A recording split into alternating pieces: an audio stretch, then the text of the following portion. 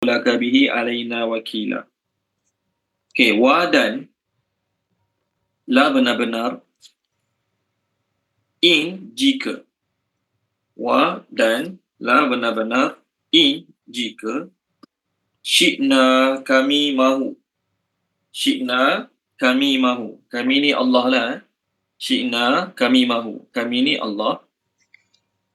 La nescaya, nazhabanna kami menghilangkan. Nazhabanna kami menghilangkan. Nescaya kami menghilangkan. Bi dengan alladhi, kita terjemah wahyu yang. Alladhi, terjemah dia kita terjemah wahyu yang. Okey, kita terjemah wahyu yang. Awhayna, kami telah mewahyukan. Awhayna, kami telah mewahyukan. Ilaika, kepadamu. Ilaika, kepadamu. Summa, kemudian.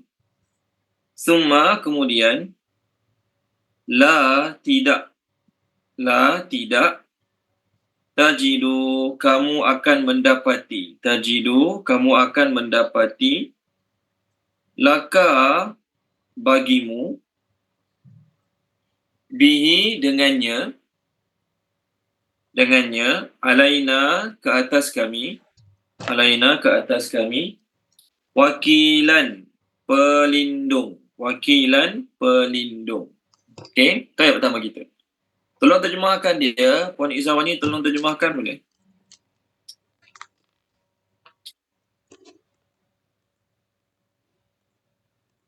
Auzubillahi minasyaitonirrajim. Bismillahirrahmanirrahim. Dan benar-benar jika kami mahu, nescaya kami menghilangkan dengan wahyu yang kami telah mewahyukan kepadamu. Kemudian tidak kamu akan mendapati bagimu dengannya ke atas kami pelindung. Okey, terima kasih Puan Izzawani. Allah Subhanahu Wa Taala cakap pada Nabi sallallahu alaihi wasallam, Al-Quran ini adalah mukjizat kepada Nabi sallallahu alaihi wasallam. Kenapa mukjizat? Al-Quran banyak memberitahu Nabi perkara yang Nabi langsung tak tahu sebelum ni. Al-Quran banyak memberitahu Nabi perkara-perkara yang bakal berlaku selepas ini. Antaranya ayat terakhir kita, ayat 85, Allah katakan Nabi, mereka akan bertanya kepadamu tentang ruh. Jawab pada mereka, ruh itu urusan Allah, kamu tidak diberi ilmu tentangnya melainkan sedikit. Jadi, dengan sebab Al-Quran diturunkan pada Nabi SAW, Nabi tahu banyak benda yang dulu zaman tu Nabi tak ada, termasuk Ashabul Kahfi. Nanti beberapa muka surat kita masuklah Ashabul Kahfi. Sekarang ni pun orang tengah bincang sibuk tentang Ashabul Kahfi. Yalah, sampai tempat dia kita bincang insya-Allah. So Nabi sebelum ni tak tahu apa langsung tentang Ashabul Kahfi, tapi bila turunnya Al-Quran, Nabi tahu berbagai-bagai perkara tentang Ashabul Kahfi. Sebelum Nabi tak tahu langsung tentang Zulkarnain. Bila turunnya ayat Quran, Nabi pun mengetahui tentang Zulkarnain. Jadi Allah beritahu, kalau kami nak, apa yang kami telah turunkan kepada kamu, wahai Muhammad, kamu dah hafal, kamu dah ingat, sahabat-sahabat kamu pun ada beberapa orang yang dah catat wahyu tersebut. Kalau kami nak, kami boleh hilangkan sekarang juga. Kami boleh hilangkan sekarang juga. Kami cabut apa yang dalam ingatan kamu, kami buat kamu lupa 100%.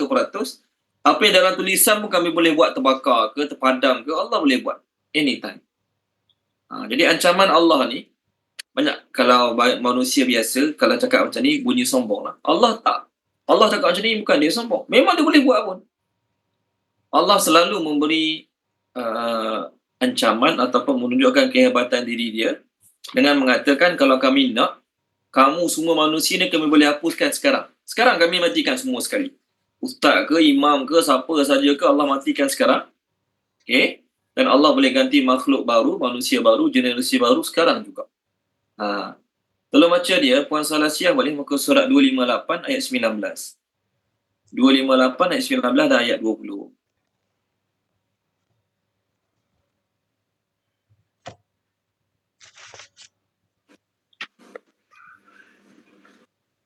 Ya, 19 dan 20 ya Ustaz? Ya, benar. Auzubillahi minasyaitonirrajim. Tidakkah kamu memperhatikan bahawa sesungguhnya Allah telah menciptakan langit dan bumi dengan hak benar. Jika dia menghendaki, nescaya dia membinasakan kamu dan mendatangkan makhluk yang baru untuk menggantikan kamu, dan yang demikian itu tidaklah sukar bagi Allah. Terima kasih Puan Salah Siap. Allah kata langit bumi ni Allah buat, anytime dia Allah boleh hancurkan kamu, matikan kamu tanpa sebab. Tak perlu ada penyakit dulu, tak perlu kena sakit jantung dulu, tak perlu kena apa, terus mati. Allah boleh buat. Dan sekarang juga Allah boleh ganti makhluk-makhluk yang baru. Maksudnya terus ada generasi baru. Allah boleh buat. Dan demikian itu tak susah bagi Allah SWT. Jadi nak hancurkan alam ni sekarang Allah boleh buat. Nak matikan manusia sekaligus sekarang pun Allah boleh buat. Begitu juga nak angkat wahyu. Maksud nak angkat wahyu itu apa dia? Nak buat Nabi SAW terlupa semua Quran. Boleh. Dan akhir zaman nanti benda ni akan berlaku. Akhir zaman nanti perkara ini akan berlaku. Bila perkara ni berlaku, okey, baik. Tengok hadis kat skrin. Nabi SAW bersabda, tidak akan berlaku kiamat sehinggalah orang yang paling cerdik, paling bahagia kat bumi masa tu adalah Luka bin Luka. Kenapa saya sebut pasal Luka bin Luka ni? Kenapa tiba-tiba saya cerita pasal Luka bin Luka? Okey. Akhir zaman nanti, orang yang paling teruk, orang yang paling dahsyat, orang yang paling dungu, orang yang paling, apa lagi nak guna perkataan sesuai, adalah Luka bin Luka. Luka bin Luka ni bukan nama orang. Terjemah dia yang tercela bin yang tercela. Maksudnya masa tu akan datang akhir zaman nanti, manusia semuanya kumpulan-kumpulan yang tercela. Orang baik-baik, orang soleh-soleh, orang warak, orang takwa, tak ada habis. Semua masa tu dah mati, yang tinggal orang hidup yang jahat. Orang yang jahat bin anak orang jahat. Tu maksud Luka bin Luka. Baik. Akhir zaman nanti. Ni hadis ni diriwayatkan oleh Imam Musnad Abdul Razak. Okey, diriwayatkan oleh Imam Musnad Abdul Razak. Beliau berkata bahawasanya, hadis ni maafkan saya. Hadis yang tadi, yang saya share kat skrin tadi, Nabi SAW bersabda daripada Imam Tirmizi, tidak akan berlaku kiamat sehingga manusia paling bahagia kat dunia masa tu Luka bin Luka. Hadis tu hadis hasan oleh Imam Tirmizi. Imam Albani mengatakan hadis tu hadis sahih. Luka bin Luka ni bukan nama orang. Tak ada orang akhir zaman nanti nak letak nama anak dia Luka bin Luka. Tak ada lah. Luka bin Luka ni maksudnya daripadanya laim, orang paling tercela, paling bodoh, paling hina. Okey. Laim, Luka bin Luka maksudnya Imam Tahawi mengatakan Luka bin Luka adalah orang yang paling bodoh, anak kepada orang paling bodoh. Orang yang paling tercela, anak kepada orang paling tercela. Orang yang paling hina, anak kepada orang yang paling hina. Bodoh bukan sebab tak pandai belajar, tak. Bodoh kerana hidup bergelumang dengan dosa maksiat tiap-tiap hari tanpa rasa berdosa, tanpa rasa bersalah. Ni akhir zaman nantilah. Dalam kitab Musannaf Abdul Razak, beliau melihatkan daripada Israel, nama sahabat lah, nama tabi'in, Abdul Aziz bin Rafi' daripada Syaddad bin Maqal, beliau berkata, aku dengar Abdullah bin Mas'ud berkata, sesungguhnya perkara pertama yang akan kamu tak jumpa, perkara pertama yang akan kamu kehilangannya dalam agama kamu adalah amanah. Dan perkara terakhir yang akan berbaki daripada agama kamu adalah salah. Wala yusalliyanna al-qaumul ladzi la dina lahum. Akan datang satu masa nanti orang yang solat tapi tidak ada agama bagi mereka. Maksudnya mereka hanya solat. Hidup dalam dosa maksiat pagi petang siang malam, buat dosa apa tak kisah pun. Wala yantazi'anna al-Quran min baini azhurikum. Quran akan cabut di tengah-tengah kamu. Quran akan diangkat daripada tengah-tengah kamu. Ini kata Abdullah bin Mas'ud radhiyallahu anhu. Mereka pun tanya, ya Aba Abdurrahman, alasna naqra'ul Quran wa qad asbatnahu fi masahifina. Mereka panggil Abdullah bin Mas'ud ni dengan panggilan Abu Abdurrahman. Mereka kata, wahai Abu Abdurrahman, bukankah kita ni hafal Quran? Dan Quran juga kita telah tulis dalam mushaf kita. Macam mana nak terangkan? Maka Abdullah bin Mas'ud menjawab, yasra alaihi laylan wa yadhhabu bihi min ajwafir rijal fala yabqa minhu syai'un. Akan datang satu masa nanti, satu malam, Al-Quran akan hilang daripada hati lelaki-lelaki sehingga tidak mereka mengingat sesuatu pun. Akan datang Allah buat Quran tu diangkat daripada hati manusia sampai tak ada orang ingat. Imam Darimi meriwayatkan sebuah hadis yang sama daripada Abdullah bin Mas'ud radhiyallahu anhu. Beliau berkata, "Aktsiru tilawatal Quran qabla an yurfa." Banyakkanlah baca Quran sebelum Quran diangkat. Sahabat tanya, "Hadhil masahifu turfa?" Ni lembaran-lembaran yang akan diangkat. Pakai bima fi suduri rijal. Bagaimana pula dengan yang dihafal oleh manusia dalam hati, dalam fikiran, dalam otak mereka? Maka Abdullah bin Mas'ud jawab, "Yusra alaihi lailan fa yusbihuna minhu fuqara."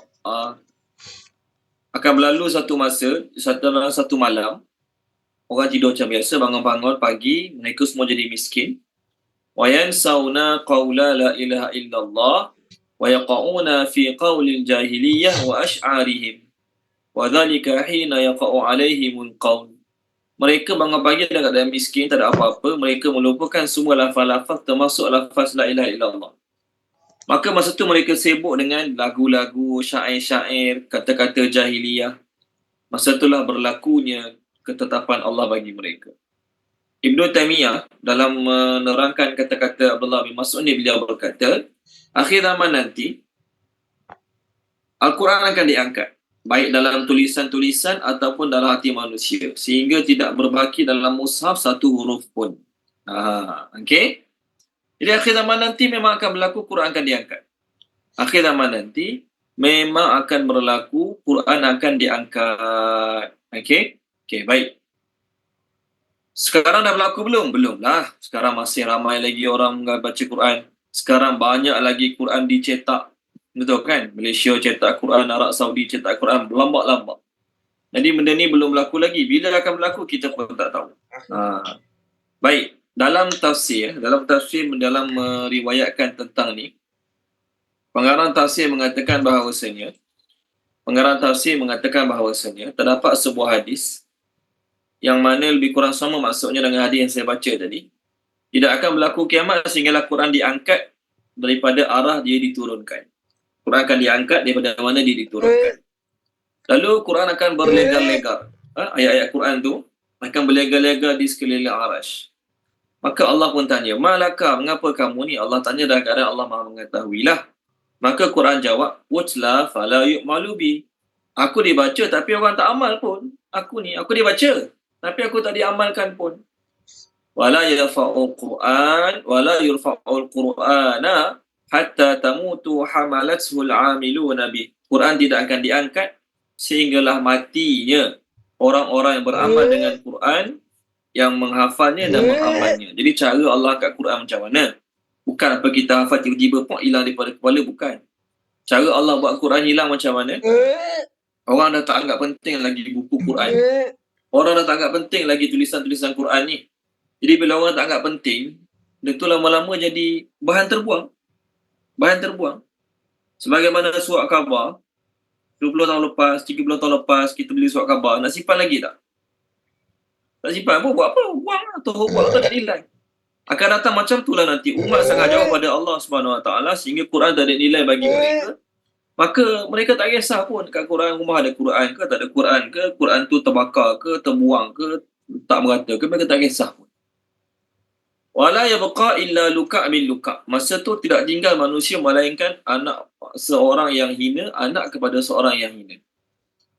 Maka pada masa itu Quran akan diangkat daripada mushaf daripada hati-hati manusia. Mereka mulalah menyibukkan diri dengan syair-syair, lagu-lagu. Lalu keluarlah Dabbatul Ard. Dabbatul Ard ni binatang daripada bumi, perut bumi akan keluar. Dan akan berlakulah kiamat selepas daripada itu. Okay, so nak ceritanya, Quran yang kita baca hari ni, Quran yang kita hafal hari ni, Allah boleh tarik bila-bila. Allah cakap kat Nabi, kalau benda ni Allah boleh buat berlaku pada Nabi, pada kita pun sama. Kita hebat baca Quran, kita pandai memula saja Quran. Allah nak angkat sekarang boleh tak? Boleh. Allah buat tiba-tiba dia lupa ingatan. Allah buat tiba-tiba dia jadi orang yang lupa ingatan. Boleh. Allah boleh buat. Tak adalah kata, dia hafal Quran jadi aku tak boleh cabut ingatan dia. Tak, Allah boleh buat. Kita orang pandai baca Quran, tiba-tiba Allah boleh buat kita lupa cara baca Quran? Boleh. Boleh. Betul Allah kata, kalau aku nak, aku boleh cabut sekarang. Dan kalau aku cabut Quran tu daripada kamu, aku akan angkat Quran tu daripada kamu, kamu tidak akan mendapati seorang pelindung pun, seorang pembantu pun yang boleh melindungi aku, yang boleh membantu kamu untuk mengelakkan Quran tersebut daripada diangkat. Tak boleh. Walaupun Quran ada dalam bentuk tulisan, dalam komputer, dalam pendrive, dalam hard disk, macam-macam lagi Quran ada hari ni kan. Kalau Allah nak angkat, Allah memang boleh angkat. Itu kenapa Allah tak angkat lagi? Ayat akan datang, sambung ayat akan datang. Sambung muka surat baru 291 ayat atas sekali. Okey, sambung 291 ayat atas sekali. Illa melainkan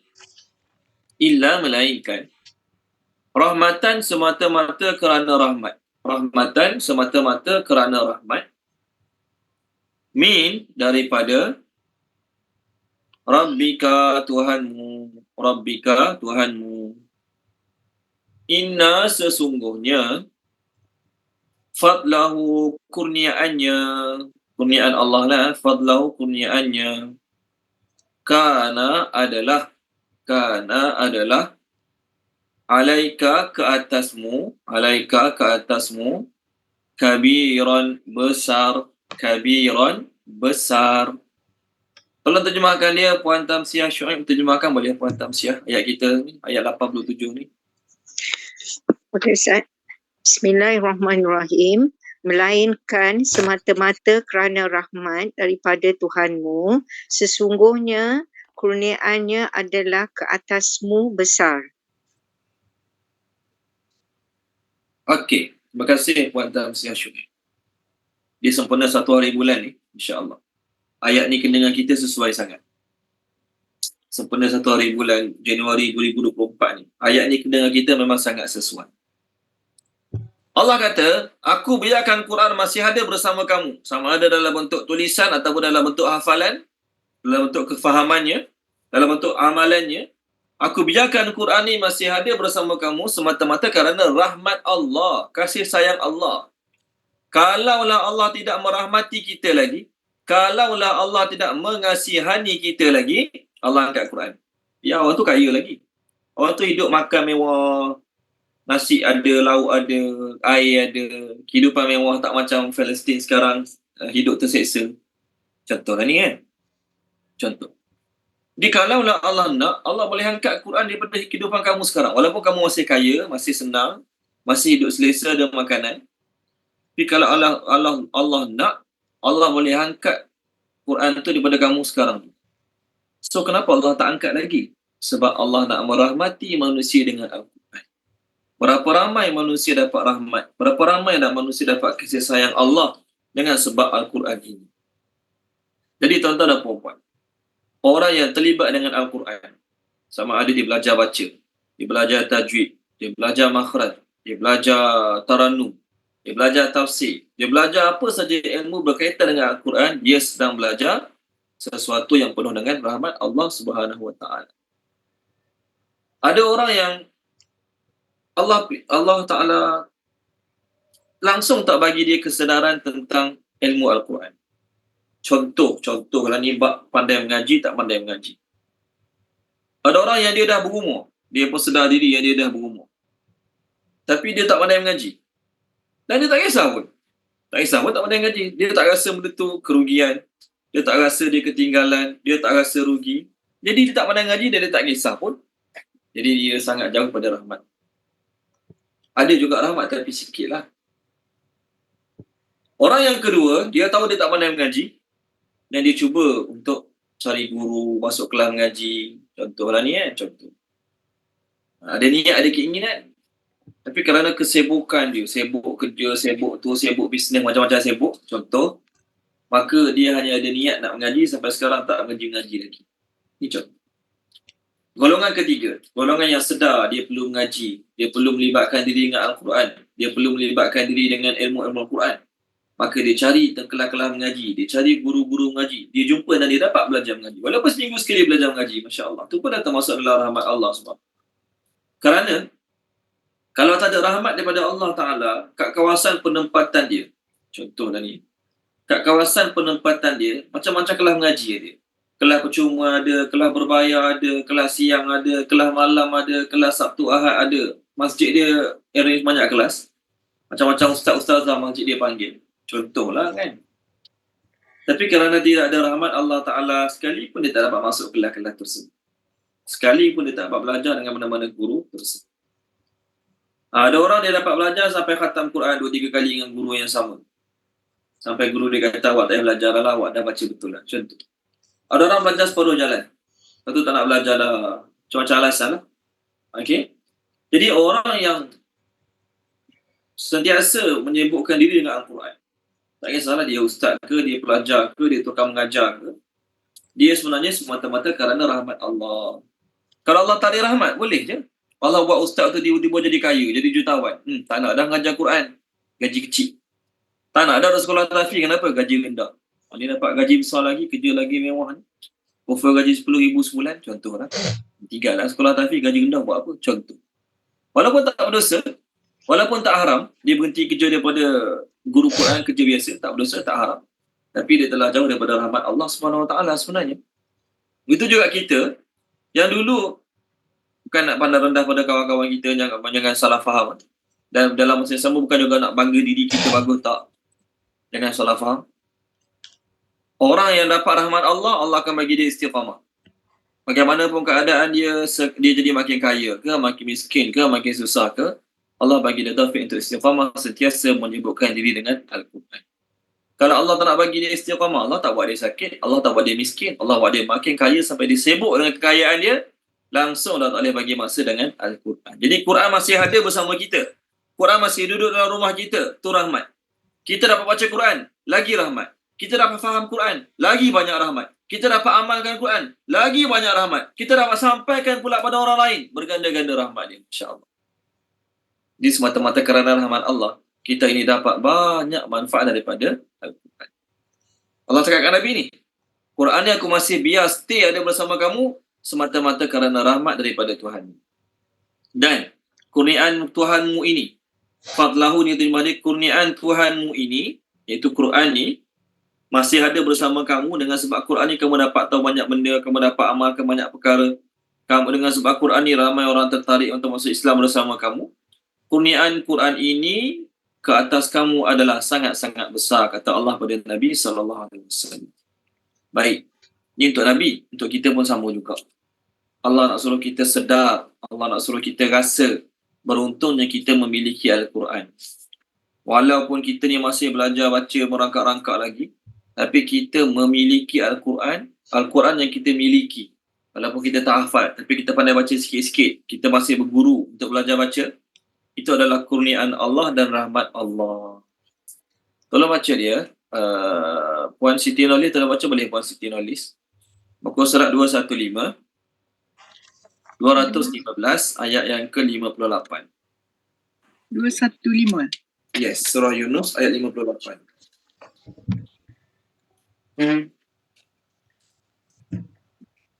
Bismillahirrahmanirrahim. Katakanlah Muhammad, dengan kurniaan Allah dan rahmatnya, hendaknya mereka bergembira. Itu lebih baik daripada apa yang mereka kumpulkan. Okey. Ada tak dalam terjemah Puan Siti Nolis? Ada tak dalam terjemah Puan tu? Dia terangkan apa rahmat Allah, apa kurniaan Allah, ada ke tak ada? Tak ada Ustaz? Tak ada, okey. Tak ada tak apa. Tengok kat skrin, ni terjemah orang putih, saya punya terjemah orang putih. Ayat ini dibaca oleh Puan Siti Nolis tu. Tengok kat skrin. Okey, ni terjemah orang putih. Ayat yang ke-58. Say, katakanlah wahai Muhammad, in the bounty of Allah and His mercy. Apa maksud bounty of Allah and His mercy? Islam and the Quran. Bounty of Allah and His mercy, apa dia? Islam dan Quran. Therein, let them rejoice. Hendaklah orang Islam gembira sangat-sangat dengan Islam dan Quran yang kita ada ni. Kenapa? That is better than what they amass. Benda tu. Quran dan Islam yang Allah bagi pada kita ni lebih baik daripada harta yang orang kafir duk kumpul-kumpulkan. Jadi kecil ke besar? Besar. Bagaimana kita tengok orang tu rumah dia besar, kereta dia besar, kita kagum. Orang tu kita tengok rumahnya besar, keretanya besar, kita kagum pada orang tersebut. Sepatutnya kita kena kagum pada diri kita sendiri yang memiliki Al-Quran yang sangat besar nilainya di sisi Allah Subhanahu wa Ta'ala. Kita kena kagum pada diri kita sendiri yang memiliki Al-Quran, yang Allah bagi Quran pada kita, Allah wariskan Quran kepada kita, yang mana Quran ni jauh lebih bernilai, jauh lebih berharga daripada dunia yang orang kafir duk kumpulkan. Okey, baik. Tengok surah apa ya saya nak share. Tolong baca dia boleh? Puan Rohaya tolong baca, Puan Rohaya Syuaib tolong baca muka surat 439 ataupun 438. Surah Fatir. Surah Fatir muka surat 438 ayat 32. Ni untuk kita semua lah ni. Kita termasuk dalam ayat ni. Cuma tak tahu kategori mana kita. Bismillahirrahmanirrahim. Kemudian kitab itu kami wariskan kepada orang-orang yang kami pilih di antara hamba-hamba kami. Lalu antara mereka ada yang menzalimi diri sendiri, ada yang pertengahan, dan ada pula yang lebih dahulu berbuat kebaikan dengan izin Allah. Yang demikian itu adalah kurniaan yang besar. Okey. Terima kasih. Puan Rohaya. Sama tak kurniaan yang besar? Sama ayat kita tadi. Jadi kita ni, teruk macam mana sekalipun, oleh kerana kita Muslim, kita beriman kebenaran Al-Quran itu datang daripada Allah, kita merupakan pewaris daripada Nabi SAW. Mewarisi apa? Mewarisi Al-Quran ni lah. Di kalangan kita, ada yang menzalimi diri sendiri. Buat dosa, buat maksiat tak kisah pun.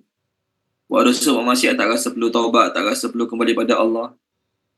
Kategori kedua, golongan pertengahan, middle course. Apa maksud middle course? Kadang-kadang semangat nak buat baik, dia buat baik. Kadang-kadang bagi semangat buat maksiat, buat maksiat. Lepas tu datang perasaan nak taubat. Lepas tu buat kebaikan, buat jahat pula. Ni golongan pertengahan. Golongan ketiga ni yang terbaik. Dia bukan sekadar mewarisi Al-Quran, bahkan dia berlumba-lumba untuk buat kebaikan. Dia nak jadi orang nombor satu, orang paling banyak, orang paling terkehadapan dalam buat kebaikan. Maka Allah kata itulah kurniaan yang besar. Maksudnya semua dapat kurniaan Al-Quran. Orang yang zalim, orang golongan pertengahan, semua dapat kurniaan. Tapi yang paling beruntung adalah orang yang mewarisi Quran pada Nabi dan dia berlumba-lumba untuk jadi nombor satu dalam buat kebaikan. Itulah kurniaan yang sangat-sangat besar. Jadi ayat ini nak beritahu, syukurlah pada Allah, Quran masih ada pada kamu. Dengan sebab Quran masih ada pada kamu, kamu dapat banyak rahmat. Baca dapat pahala, dengar dapat pahala, belajar dapat pahala. Bayangkan, sambil buat kereta dengan Quran dapat pahala, sambil duduk dengan Quran dapat pahala. Ia bukan rahmat ke? Lambat-lambat rahmat daripada Allah Subhanahu wa Ta'ala. Okey, baik. Ayat lepas ni, Allah nak beritahu bahawasanya Quran tu 100% daripada Allah. Tadi Allah bagi ancaman, Allah kata, aku boleh angkat anytime Quran kalau aku nak angkat. Ayat sekarang pula, Allah Subhanahu Wa Ta'ala nak beritahu bahawasanya, ayat sekarang ni lah, ayat 88, bahawasanya Quran tu 100% daripada Allah. Nabi ke, Jibril ke, langsung tidak terlibat dalam penyusunan ataupun penurunan Al-Quran. Penyusunan. Susunan surah-surah, ayat-ayatnya semua tak terlibat. Okey, semua ayat baru 88. Untuk sahabat-sahabat baru masuk, kita surah Isra' page 291 ayat 88. Kul katakanlah, la benar-benar, in jika, ijtama'ati berkumpul, al-ins manusia, wa dan al-jin, jinlah, terjemah jinlah, ala ke atas, an untuk, iaitu mendatangkan. Membuat boleh, mendatangkan boleh, duduk boleh lah. Apa terjemah produce. Membuat, mendatangkan, bi dengan misli, seumpama, sama, seperti, duduk boleh, seumpama boleh, sama boleh, seperti boleh. Hazal Quran, Quran ini, dalam bracket tulis nescaya. Dalam bracket tulis nescaya. La tidak. La tidak. Ya'tuna mereka mampu mendatangkan. Ya'tuna mereka mampu mendatangkan. Bi dengan mislihi yang sama dengannya. Mislihi yang sama dengannya. Walaupun. Terjemah walaupun. Kana adalah ba'duhum sebahagian mereka li bagi ba'din sebahagian yang lain zahira saling tolong menolong. Okey, tolong terjemahkannya Puan Nurul Ashikin, tolong terjemahkan boleh Puan Nurul Ashikin.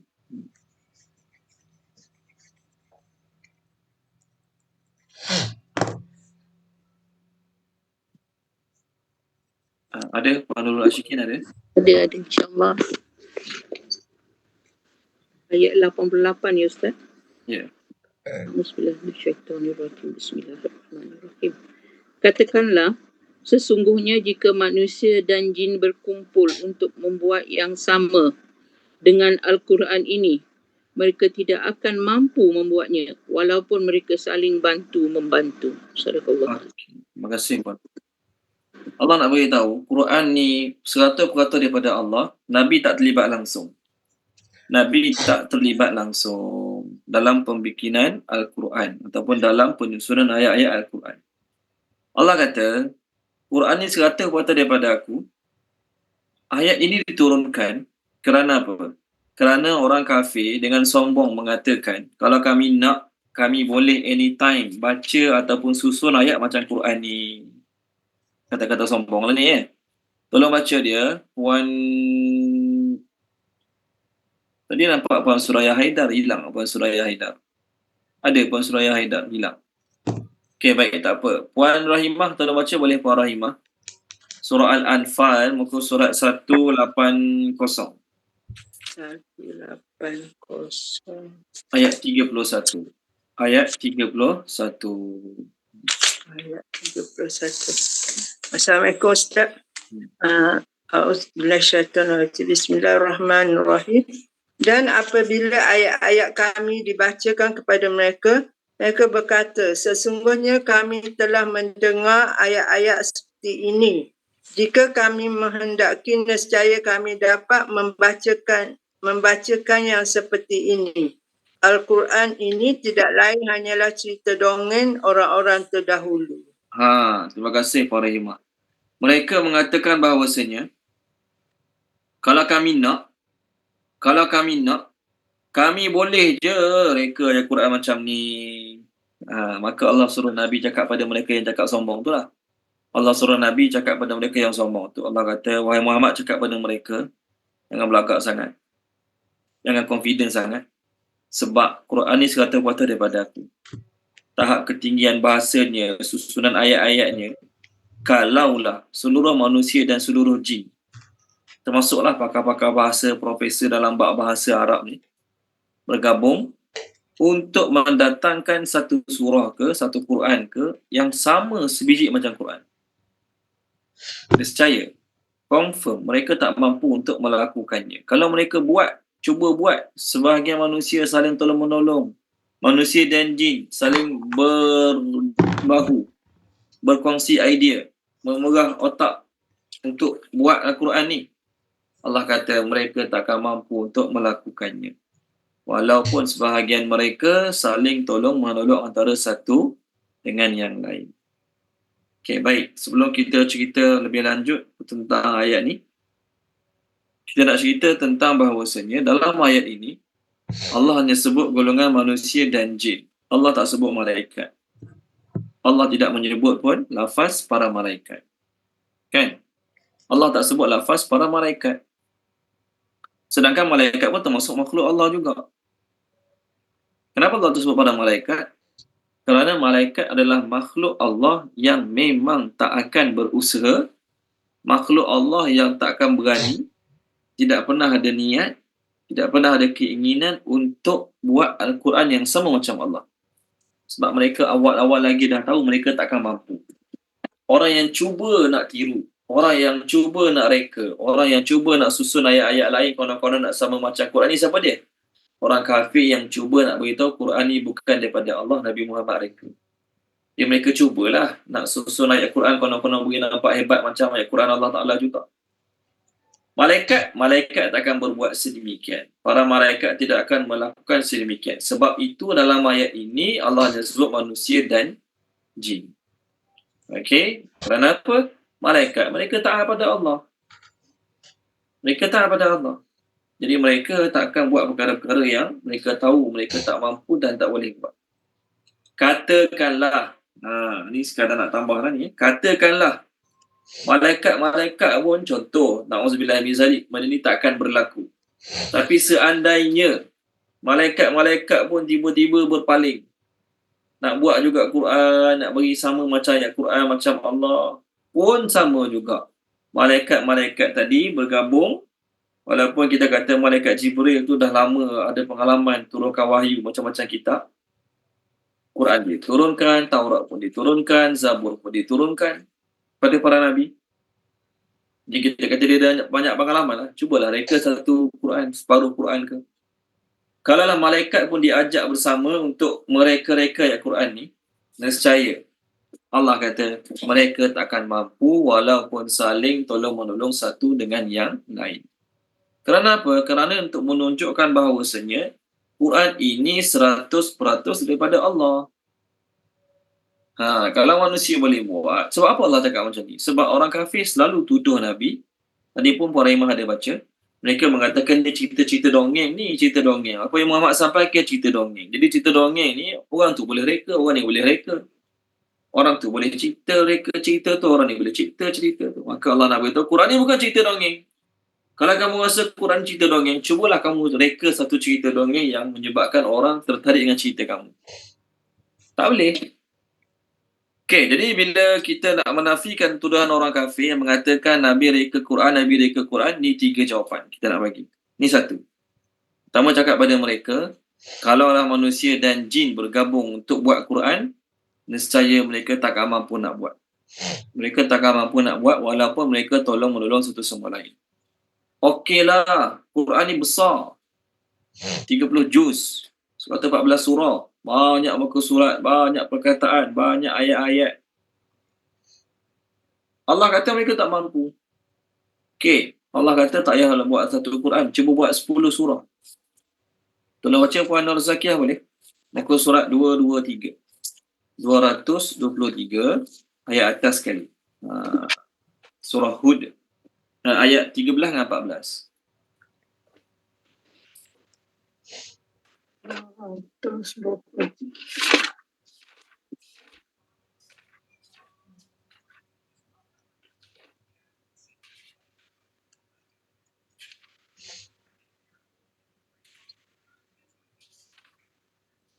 A'udzubillahi minasyaitonirrajim. Bukankah mereka mengatakan dia, Muhammad, telah mereka-reka Al-Quran itu? Katakanlah, jika begitu, datangkanlah 10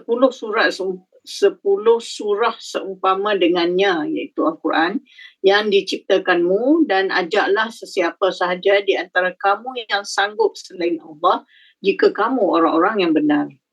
Maka jika mereka tidak memenuhi seruanmu, maka katakanlah, ketahuilah bahawa Al-Quran itu diturunkan dengan ilmu Allah dan tidak ada Tuhan selain dia. Maka mahukah kamu berserah diri memeluk Islam? Yes, terima kasih Puan Zakiyah. Kamu Ustaz. Allah kata mereka tuduh Nabi reka Quran. Semua tuduh Quran ni Nabi reka sendiri bukan daripada Allah. Okey, fine. Kalau kamu kata Nabi reka sendiri Quran, kamu tak kata boleh reka. Kamu kata Nabi reka dengan sahabat-sahabat dia. Bila mereka tuduh Nabi reka Quran, Allah kata apa dia? Nabi ni tak pernah baca, tak pernah menulis. Nabi ni tak pandai baca, tak pandai menulis. Bagaimana orang tak pandai baca, tak pandai menulis, kamu boleh tuduh reka Quran? Seolah-olah bahasa kita kata apa? Nak tuduh pun agak-agak lah. Okey? Okey? Nak tuduh pun agak-agak, bagi logik sikit, bagi masuk akal sikit. Nabi tak pernah tak pandai baca, tak pandai menulis, tiba-tiba boleh baca ayat yang begitu menarik susunannya, begitu menarik jenis-jenis ayatnya, susunan ayatnya sangat menarik, susunan surahnya, rhyme dia sangat menarik. Bagaimana orang tak pandai baca, tak pandai menulis boleh susun ayat sedemikian. Kalau baca Tuan Haji Aziz boleh, Tuan Haji Aziz Dahari, muka surat 402 ayat 48. 402 ayat 48.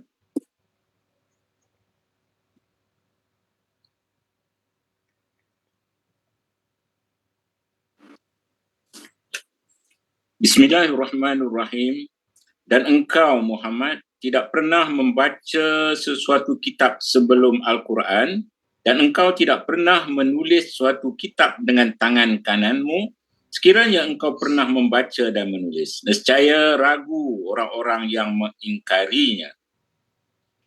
Okey, terima kasih Tuan Haji Aziz.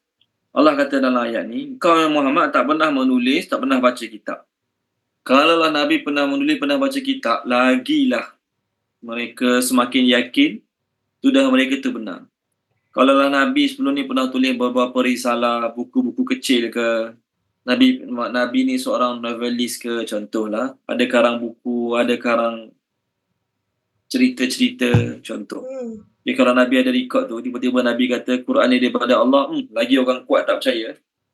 Kenapa lagi orang kuat tak percaya? Dah dia penulis sebelum ni. Tiba-tiba dia buat ayat cantik, ayat susunan yang hebat ni, biasa bagi penulis. Contoh.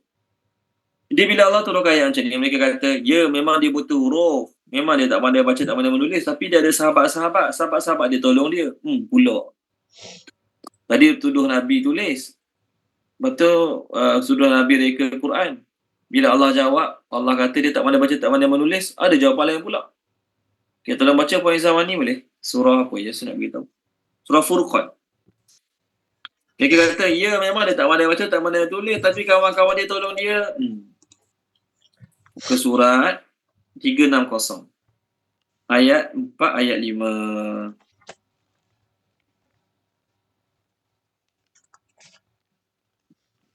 Ayat 4, ayat 5. A'udzubillah minasyaitonirrajim. Bismillahirrahmanirrahim. Dan orang yang kafir itu berkata, Al-Quran ini hanyalah satu perkara dusta yang direka-reka oleh Muhammad dan dia dibantu oleh kaum yang lain. Maka sesungguhnya mereka telah mendatangkan satu tuduhan yang zalim dan dusta.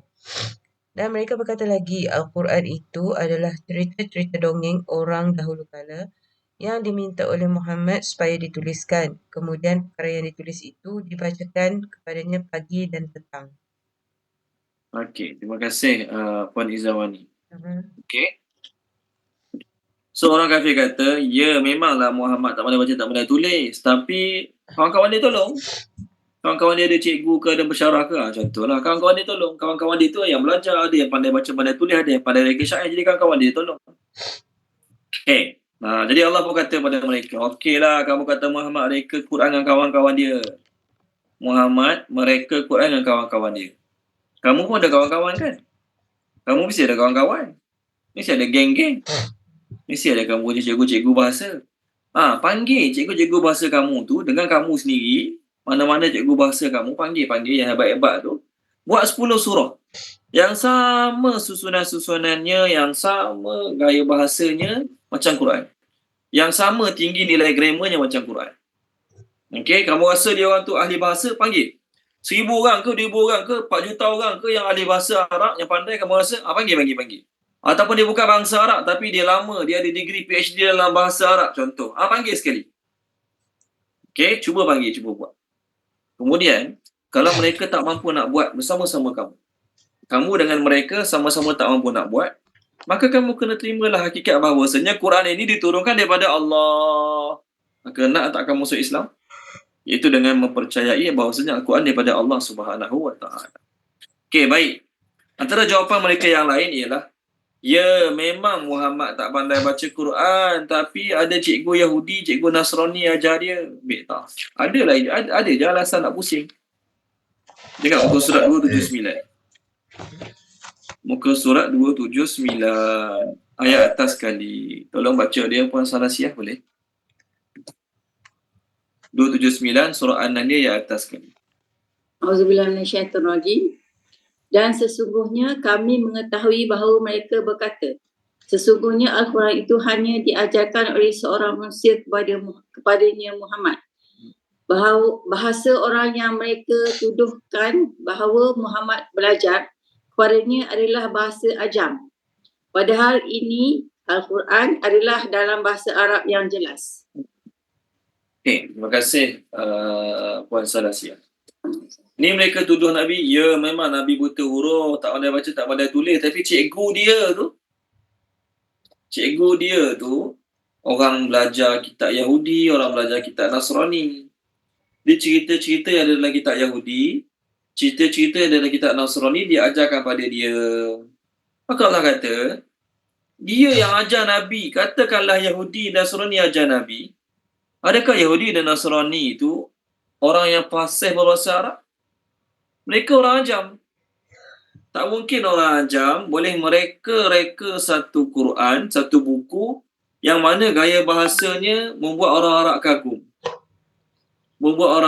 Tak mungkin. Melainkan orang Arab sendiri yang ajar Nabi. Barulah logik sikit. Maka Allah nak beritahu tuduhan mereka Nabi belajar dengan guru Yahudi ataupun Nasrani ni adalah tuduhan yang tidak berasas sama sekali. Okey. 10 surah tak boleh buat. Allah kecilkan lagi cabaran. Tolong baca dia, Puan Tamsiah tolong baca balik. Puan Tamsiah, surah Al-Baqarah ayat 23. Surah Al-Baqarah ayat 23. Muka surat 4. Tolong baca, Puan Tamsiah.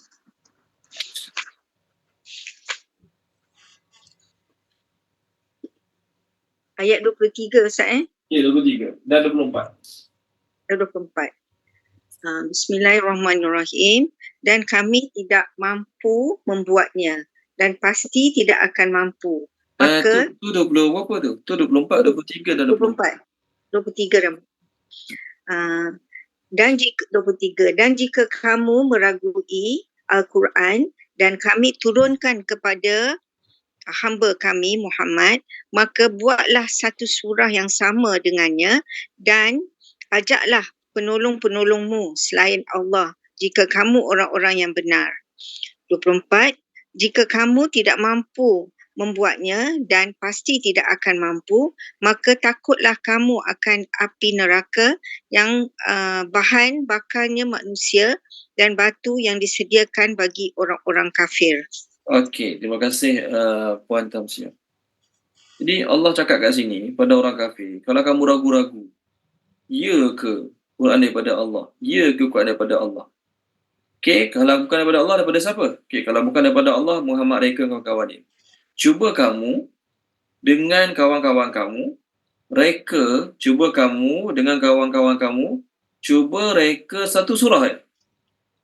Satu surah mestilah sekurang-kurangnya 3 ayat. Tak ada surah yang lagi kurang pada 3 ayat. Okey, surah Al-Kawthar 3 ayat, surah An-Nasru 3 ayat. Kenapa paling kurang surah kena 3 ayat? Sebab satu cerita tu dia akan komplit bila dia ada hubung kait dengan ayat sebelum dengan ayat selepas. Baru dia ada jalan cerita. Satu cerita tu dia komplit bila dia ada hubung kait dengan ayat sebelum dan ayat selepas. Sebab tu satu surah tak boleh kurang daripada 3 ayat. Dan setiap ayat tak boleh kurang daripada berapa huruf? Tengok ayat paling pendek dalam Quran. Ini adalah ayat yang paling pendek dalam Al-Quran. Itu dalam surah Ar-Rahman. Tengok surah Ar-Rahman masing-masing buka balik. Surat 533 ayat 64. 533 ayat 64 ayatnya berbunyi Mudahammatan 1, 2, 3, 4, 5, 6, 7, 8 huruf. Ni ayat paling pendek mestilah gabungan 8 huruf. Ayat paling pendek mestilah gabungan 8 huruf. Jadi kalau 8 huruf ayat paling pendek kali 3, 24. Boleh tak buat satu surah yang pendek je? Tidak kurang daripada 24 huruf. Bukan perkataan. Tidak kurang daripada 24 huruf. Boleh tak buat satu surah? Ada di kalangan mereka yang cuba nak buat. Ada di kalangan mereka yang cuba nak tiru. Cuba nak buat, cuba nak tiru. Tapi tak apa-apa. Ni antara surah tak apa-apa yang direka oleh Nabi palsu lah, nama Musailamah Al-Kazzab. Saya share kat skrin lah sikit sebanyak surah-surah palsu ni. Okay, bukan surah amal kan. Nak ceritanya surah-surah ni walaupun belakang dia ada rhyme sama. Tengok kat skrin lah, tengok kat skrin. Okay. Tengok ni antara surah-surah dia. Wahai katak betina, anak dua katak. Bersihkanlah berapa banyak kamu bersihkan. Bukan air yang kamu kotori dan bukan orang minum yang kamu larang. Surah katak. Surah selepas dia, di direka ni. Laqad an'amallahu 'alal hubla idza akhraja minha nasamatan tas'a min baini sifaqin wahsya. Walaupun belakang-belakang dia semua berhenti dengan alif maksurah. Ni bunyi la, hubla, tas'a, wahsya. Kita kata rhyme dia sedap lah, belakang dia sama a kan. Terjemah dia, Allah beri nikmat kepada orang hamil manakala dia mengeluarkan darinya manusia berjalan di antara kulit dalam besar dan isi perut. Dalam besar isi perut. Jadi walaupun kita kata ada terjemahan, ada susunan, tapi mana tak apa-apa. Tengok surah Al-Fil. Al-Fil wa ma adraka mal fil lahu khurtumun tawil. Gajah, tahu tak apa itu gajah? Memiliki belalai yang panjang. So apa faedah surah ni? Apa yang nak disampaikan dengan surah ni? Tak ada kaitan pun. Walaupun belakang dia semua lam. Rhyme dia betul. Ni surah satu lagi, dia reka surah mengenai wanita-wanita Quraisy. Wal ajinati ajna wal khabidati khubza wal laqimati luqma ihalatan wa sumna inna quraisyan qaumun ya'tadun. Belakang dia semua depannya ayat-ayat awal dia semua demi wanita-wanita yang membuat adunan roti, demi wanita-wanita yang memakan roti, demi wanita-wanita yang menelan menyuap, sama ada lemak cair ataupun lemak yang mentega yang keras. Lepas tu, inna quraisyan qaumun ya'tadun, sesungguhnya orang Quraisy adalah orang yang melampau batas. Jadi orang Arab dengar surah-surah ni dibacakan kepada Amr bin Al-As, yang masa tu Amr bin Al-As belum masuk Islam. Amr bin Al-As belum masuk Islam lagi. Bila dengar surah-surah ni, Nabi palsu yang reka surah ni namanya Musailamah Al-Kazzab. Nabi palsu tanya dia, apa pendapat kamu tentang surah aku ni, okey ke tak okey? Maka Amr bin Al-As jawab dengan tenang, kamu pun tahu yang aku sangat yakin kamu adalah orang-orang yang menipu. Dia kafir masa tu. Walaupun kita kata rhyme dia betul, rhyme dia sama belakang, tetapi susunan dia tak beri mana apa-apa. Waktu yang susun ayat Quran ni Allah Ta'ala. Bukannya kita susun sendiri, bukannya Nabi susun, bukan malaikat susun. Allah yang susun. Ayat lepas ni duduk sini, ayat sebelum ni duduk sini. Surah ni datang lepas ni. Kat mana ayat dia? Muka surat 221. Kalau baca boleh Puan Siti Nolis, muka surat 221. Surah Hud, page 221.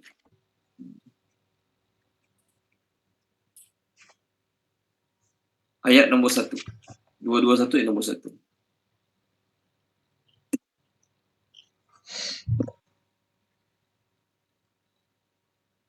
Ada Puan Siti Nolis? 221 ayat Nombor 1. Surah Hud, bawah dia. Bismillahirrahmanirrahim. Alif Lam Ra. Inilah kitab yang ayat-ayatnya disusun dengan rapi.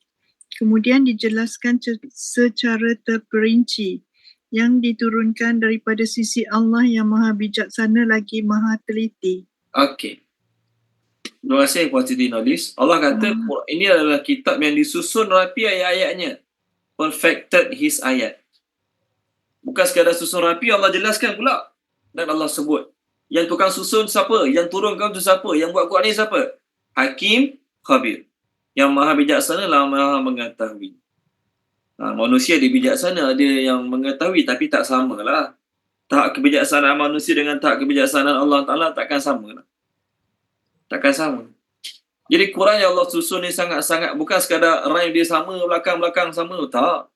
Sekadar nak sedap sama saja tapi tak beri makna apa-apa, buat apa? Okey? Ada maksud yang tersirat di setiap perkataan, di setiap susunan, di setiap surah ada maksud-maksud yang Allah nak sampaikan. Allah kata, kalaulah Quran ni daripada orang, maksudnya orang biasa yang buat, gabung 5-6 orang buat, nescaya bab 1 dengan bab 64 mesti ada kontradik. Bab 32 dengan bab 74 mesti ada kontradik. Okay. Tengok surah, cik cari sekejap surah apa ya? Surah An-Nisa. Kalau baca Farahaya boleh? Farahaya Syu'ab. Kita baca surah An-Nisa. Allah kata, afala yatadabbaruna al-Quran. Ya, kita buka surat 91. 91 ayat 80. Page 91 ayat 80. Bismillahirrahmanirrahim. Maka tidakkah mereka menghayati, mendalami Al-Quran? Sekiranya Al-Quran itu bukan daripada Allah, pastilah mereka menemukan banyak hal yang bertentangan di dalamnya. Nampak? Terima kasih Pak Rahaya. Allah kata, mereka tak perhati ke Quran ni tak ada kontradik? Adalah sikit-sikit nampak macam kontradik, tapi setelah dijelaskan barulah tahu, oh macam tu rupanya. Tapi kalau manusia yang buat, contoh hari ni lah, contoh. Okay? Contoh Bible hari ni. Orang kafir yang reka. Orang kafir yang tulis. Jadi antara Bible karangan Luke dengan Bible karangan Mark banyak kontradik. Antara Bible karangan Matthew, okay, dengan Bible karangan John, ada kontradik. Kenapa ada kontradik? Sebab orang yang buat, orang yang susun, orang yang reka. Walaupun kita kata adalah sikit sebanyak keoriginalan dia dalam Bible hari ni, adalah sikit sebanyak yang betulnya. Tapi yang lainnya seperti tokok tambah. Jadi Allah kata, kalaulah bila kita tengok Bible antara satu sama lain, mesti ada kontradik. Empat karangan kitab tu mengatakan ni Bible sebenar. Ni Bible sebenar. Inilah adalah kita kata Injil yang sebenar. Ni Injil sebenar. Semua duk claim Injil yang sebenar. Tapi bila tengok ada kontradik. Oh, orang kafir jawab, kamu orang Islam ada kontradik juga. Mazhab ni kata gini, mazhab ni kata gini. Kita kontradik sesama Islam kita. Ni hanyalah dalam bab furuk, cabang. Mereka kontradik dalam bab ketuhanan. Mereka tu sendiri ada ikhtilaf yang banyak dalam bab ketuhanan. Okay, baik. Jadi Allah kata, kalau mereka perhati betul-betul, Quran ni tak ada kontradik. Daripada surah pertama dengan surah kisah Nabi Musa dalam surah Al-Baqarah, dengan kisah Nabi Musa dalam surah Syu'ara, tidak ada kontradik. Kisah Nabi Musa dalam surah Al-Qasas dan kisah Nabi Musa dalam surah Al-A'raf tidak ada kontradik. Kenapa? Kerana yang buat cerita ni Allah. Kita karang buku, awal-awal tulis lain, ujung-ujung tulis lain. Satu buku kita karang, awal-awal lain, ujung-ujung lain. Jadi orang baca dulu kata lain, ni kata lain. Berlaku. Kerana apa? Kerana manusia ada kekurangan. Allah tidak ada kekurangan. Jadi ayat Allah tidak ada kontradik antara satu sama lain. Okey. Dia Allah nak beritahu.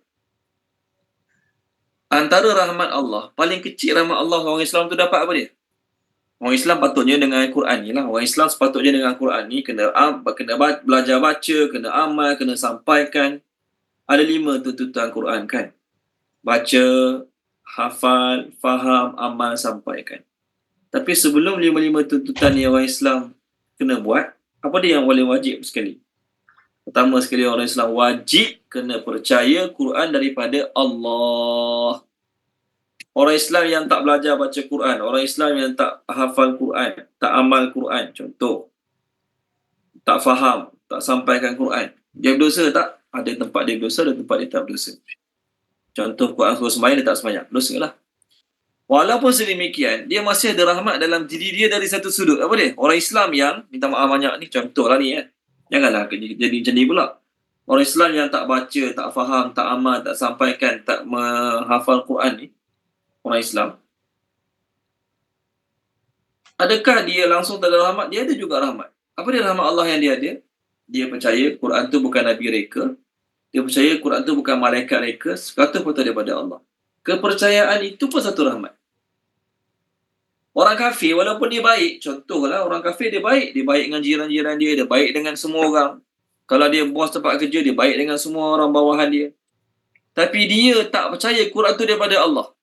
Maka orang kafir yang baik tadi, suka bagi sedekah, suka hormati orang Islam, hormati orang bangsa lain, bila mana mereka tak percaya Quran tu daripada Allah, yakinlah mereka langsung tak ada rahmat. Kat akhirat nanti kat mana tempat mereka?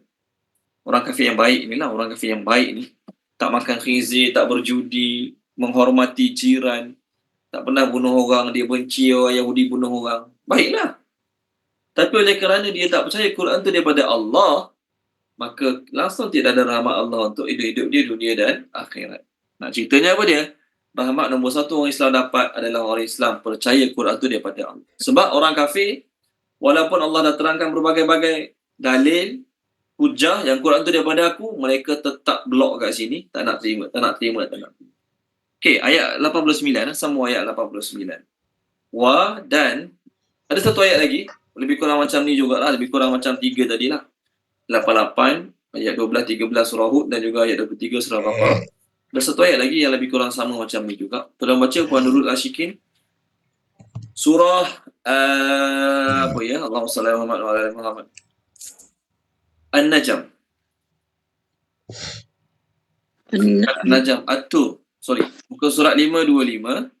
Surah At-Tur 525 ayat yang ke-33 dan 34. 33 dan 34.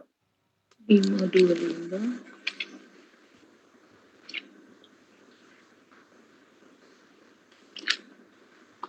525, 33 dan 34. Yes. Auzubillahi minasyaitonirrajim. Ayat 33. Atau apakah mereka berkata, dia Muhammad mereka-rekanya? Tidak, merekalah yang tidak beriman. Ayat 34. Maka cubalah mereka membuat yang sebanding dengannya, Al-Quran, jika mereka orang-orang yang benar. Sadaqallah. Okay, terima kasih Puan Nurul Ashikin. Mereka kata Muhammad reka Quran. Okey, fine. Allah kata kalau Muhammad reka Quran, cubalah datangkan satu ayat, satu surah yang sama susunannya, gaya bahasanya, ketinggian tata bahasanya sama macam Quran. Boleh buat? Tak boleh buat. Tak boleh nak buat. Jadi kita bukan orang Arab. Dan kita kalau belajar bahasa Arab pun tak mampu nak menjiwai bahasa Arab. Kita rasa baca biasa je lah. Kan? Kita rasa baca biasa, rasa kita baca tu rasa biasa je lah. Sebab kita tak mendalami, menjiwai bahasa Arab, jadi kita tak rasa feel kehebatan susunan ayat-ayat Allah tu. Kita tak rasa. Okey? Kemudian Allah pilih pula penulis-penulis yang hebat ni. Penulis-penulis yang hebat yang menulis ayat Quran ni. Okey, penulis-penulis khat yang hebat menulis ayat Quran ni, mereka juga menulis dengan ilmu. Sebelum ni saya pernah share kan, bahawasanya nama Nabi Ibrahim dalam surah Al-Baqarah dengan nama Nabi Ibrahim dalam surah-surah lain berbeza, betul kan? Nama Nabi Ibrahim dalam surah Al-Baqarah, ejaan dia guna ya kecil. Macam ni ejaan dia lebih kurang lah. Ini lebih kurang. Ejaan nama Nabi Ibrahim dalam surah Al-Baqarah.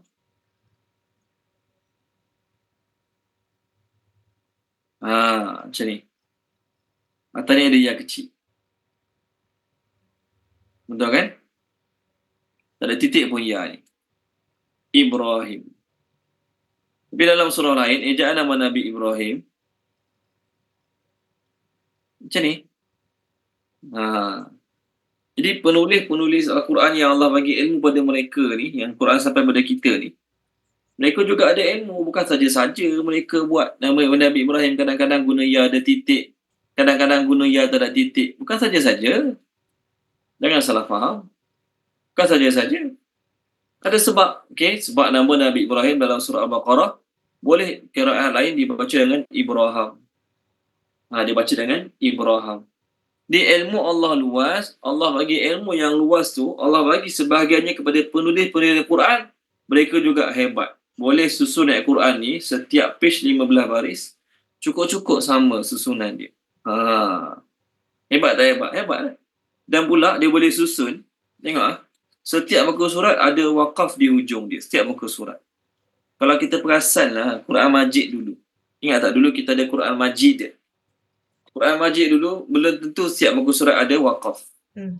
Belum tentu setiap muka surat ada waqaf. Kadang-kadang ayat tu tak habis lagi, masuk muka surat baru. Itu Quran Majid.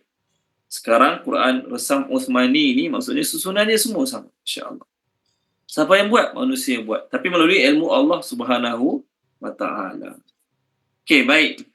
Satu perkara saya nak share, boleh Ni tambahan lah, nota tambahan. Takut saya lupa, saya share je lah sekarang. Dalam Quran, ada 5 tempat ataupun 4 tempat. 5 tempat. Ayat Quran yang berbunyi, wabil walidaini ihsana.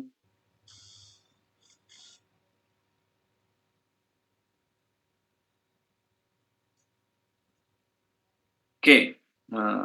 Ihsana. Ada 4 tempat ataupun 5 tempat dalam Quran yang ayatnya berbunyi wabil walidaini ihsana.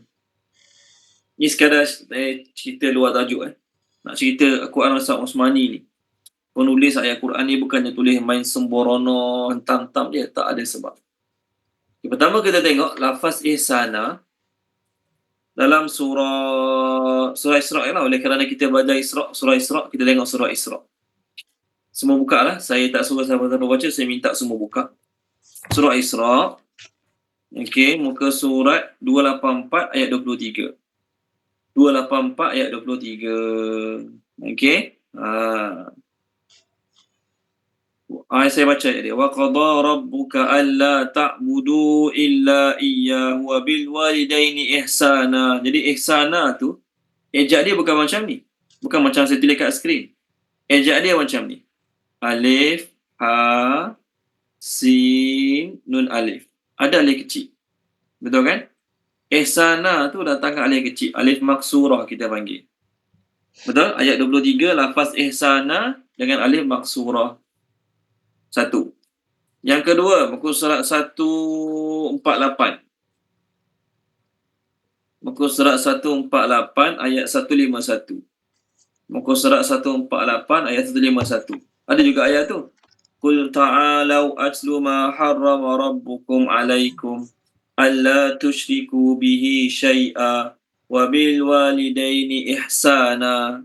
Di ihsana dalam ayat 151 surah Al-An'am pun dia macam ni juga. 2. Okey. Yang ketiga, surah An-Nisa, muka surat 83. Semua buka ni Siapa tak buka, mungkin dia tak dapat apa saya nak sampaikan. Ayat 36, page 84 ayat 36. Wa'budullaha wa la tusyriku bihi syai'a wa bil walidaini ihsana. Ihsana, tengok ni ayat 36, ejak macam ni juga. 3. Okey. Yang keempat, dalam surah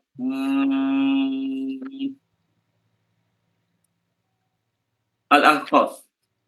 Surah Al-Ahqaf. Muka surat 504. Atas sekali. 504 ayat atas sekali. Ayatnya berbunyi wabil wa wassaynal insana biwalidayhi ihsana. Tengok. Keempat-empat tempat yang saya refer tadi semuanya dengan ihsana alif kecil. Ini alif kecil ni, alif maksurah kita panggil. Tapi ada satu tempat dalam Quran ejak dia macam ni. Ihsana tu sin ada baris. Sin guna alif biasa, alif panjang biasa. Kat mana? Tengok buku surat 12 ayat 83 surah Al-Baqarah. Buku surat 12 ayat 83 surah Al-Baqarah. Okey? Tengok ayat dia, saya baca. Wa id akhazna mitsaqa bani Israila la ta'buduna illa Allah wa bil walidaini ihsana. Di ihsana tu, nampak tak? Ihsana tu, lepas sin tu dia pakai alif ni, alif panjang. Ni tuan-tuan dan puan-puan. Ni saya baru dapat juga ni, orang baru share kat saya lah. Saya pun sebelum ni tak perasan, sama je. Ada 4 tempat penulis Resam Uthmani mendatangkan dengan alif kecil, satu tempat dengan alif panjang. Betul? Bunyi sama alif kecil ke alif maksurah ke alif biasa panjang ni ke, tetap bunyi ihsana juga ke bunyi lain? Tak, sama bunyi dia. Tapi bentuk tulisan tu kenapa dibezakan? Kerana nak beritahu dalam 4 tempat tadi adalah perintah. 4 tempat yang saya refer yang didatangkan dengan alif kecil adalah nak beritahu perintah. Perintah. Maksud perintah apa dia? Allah nak beritahu pada kita orang Islam, dengan mak ayah mestilah kena buat baik, dengan mak ayah mestilah kena buat baik, dengan mak ayah mestilah kena buat baik. Tu perintah. Sebab tu datangkan alif kecil. Adapun ayat 83 surah Al-Baqarah didatangkan dengan alif panjang, ihsana kat sini, nampak? Kenapa? Dia bukan perintah, dia pemberitahuan. Allah nak beritahu, dulu kami pernah suruh orang Yahudi buat baik pada ayah dan mak mereka. Kami pernah suruh orang-orang Yahudi ni berbuat baik pada mak dan ayah mereka, tetapi mereka tak buat. Jadi ayat 83 surah Al-Baqarah Allah datangkan untuk cerita, beritahu cerita sebelum, bukan perintah. Allah nak beritahu, dulu aku sampaikan pada Bani Israel, suruh mereka buat baik pada mak ayah mereka, tapi akhirnya mereka berpaling. Okay, tolong bacalah ayat ni boleh? Tolong baca ayat ni. Puan Rahimah, tolong baca Puan Rahimah boleh? Puan Rahimah, muka surat 12 ayat 83. Muka surat 12 ayat 83. Puan Rahimah, tolong baca.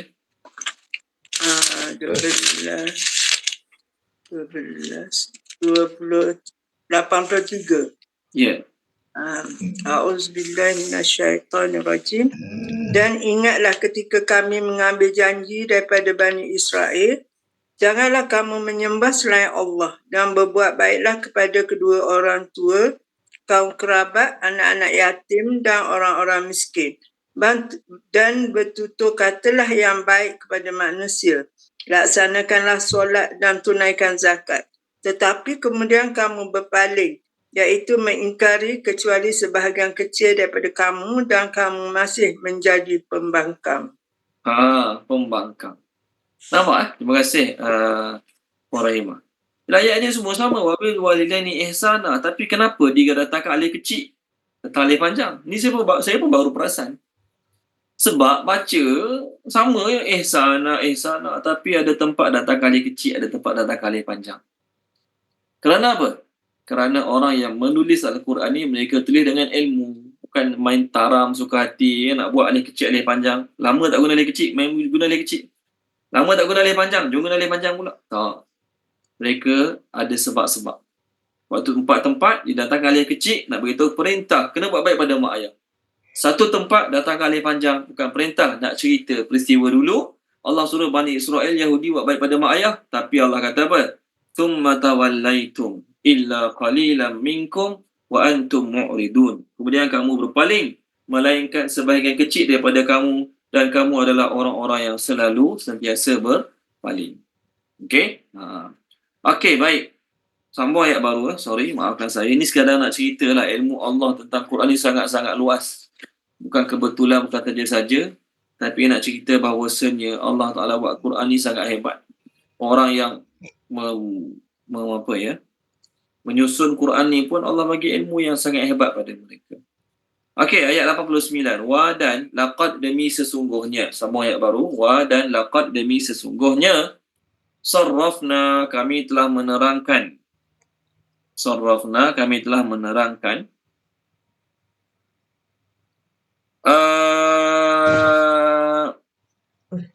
Li bagi annas manusia fi dalam ataupun pada hadzal Quran Al-Quran ini, hadzal Quran Al-Quran ini, min daripada kulli masal setiap perumpamaan, min daripada kulli masal setiap perumpamaan, fa maka aba telah enggan, aba telah enggan, aksaru kebanyakan, annas manusia, telah enggan kebanyakan manusia, illa melainkan, kufura engkar tidak mempercayai, Kufura terjemah dia engkar ataupun tidak mempercayai. Puan Nurul Ashikin terjemahkan. Puan Nurul Ashikin ayat kita sekarang ni ayat 89.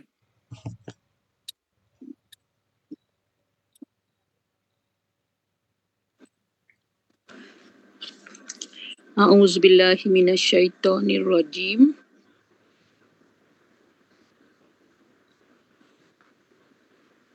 Dan sesungguhnya kami telah menjelaskan berulang-ulang kali kepada mereka dalam Al-Quran ini dengan pelbagai perumpamaan.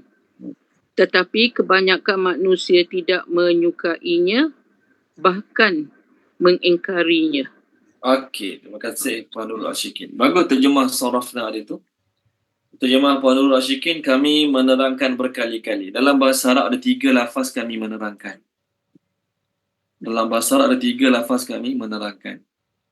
Pertama, bayyana. Okey, bayyana. Yang kedua, fassalna. Okey, yang ketiga sekarang, sarrafna. Apa beza dia? Bayyana ni terjemah dia kami menerangkan, tapi maksudnya kami menerangkan dengan cara mudah. Ni bayyana. Ba, ya, okey. Nun. Bayyana. Ni terjemah dia kami menerangkan dengan cara mudah. Okey, tolong tengok surah Al-Baqarah. Al-Baqarah. Ali Imran. Tolong baca Puan Zakiah boleh? Surah Ali Imran. Allahumma salli ala Muhammad. Saya cari muka surat sekejap. Surah Ali Imran. Juzuk 4. Juz ke-4. Muka surat tak jumpa cari. 65. Muka surat 65. Tolong baca Puan Zakiah. Dalam ayat itu ada perkataan bayyana. Qad bayyana lakumul ayat. Ayat berapa Ustaz? 118. 118. A'udzubillahi minasyaitonirrajim. Wahai orang-orang yang beriman, janganlah kamu menjadikan orang-orang yang di luar daripada kalanganmu seagama sebagai orang kepercayaanmu, kerana mereka tidak akan berhenti untuk menyusahkan kamu. Mereka mengharapkan kehancuranmu. Sesungguhnya telah nyata kebencian daripada mulut mereka, dan apa yang tersembunyi di hati mereka adalah lebih jahat. Sesungguhnya telah kami terangkan kepadamu ayat-ayat kami jika kamu mengerti. Okey, terima kasih Puan Nur Zakiah. Jadi ayat dia, qad bayyana, kami telah menerangkan dengan cara mudah. Orang putih terjemah, we have made plain. Telah menerangkan dengan cara mudah kepada kamu ayat-ayat kami untuk jika kamu mengerti. Itu bayyana. Yang kedua, fassalna. Fassalna ni terjemah dia apa? We explain in detail. Kami menerangkan dengan terperinci. Itu fassalna. Tolong baca Tuan Haji Aziz boleh? Tuan Haji Aziz Dahri tolong baca fassalna surah Al-An'am. Saya nak tunjuk je lah dalam surah Al-An'am ni lafaz fassalna tapi beri makna apa dia? Menerangkan. Muka surat 144 ayat 126. Muka surat 144 ayat 126.